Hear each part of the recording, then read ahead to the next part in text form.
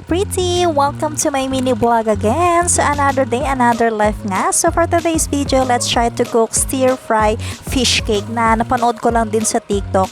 At syempre, dahil nga kakapanood din natin to ng Korean movies, so ayan, na-inspire din akong gumawa ng ganyan.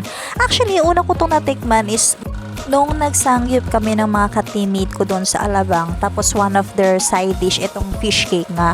At grabe, kapag naaalala ko nung una ko siyang natikman, parang naaalala ko rin siya. Uy, di ba gaganon? Char lang.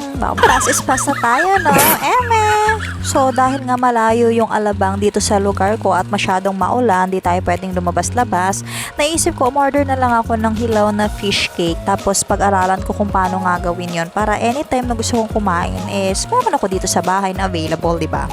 And para sa akin naman is parang napakadali lang naman ito lutuin. So kapag natapos yung video na to is masasabi nyo na napakadali nga lang at saka talagang sulit yung pera nyo pag ginawa nyo to sa bahay nyo.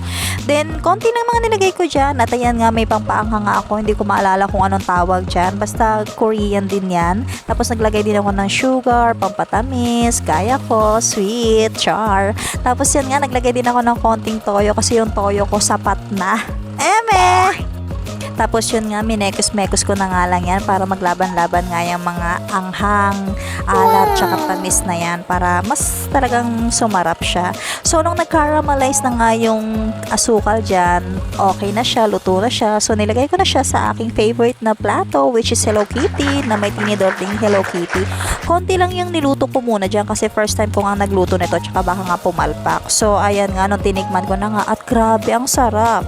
Syempre, luto ko yan. Alam, hindi ko sabihin masarap, char, pero talaga promise masarap yan. So, yun lang. Thanks for watching!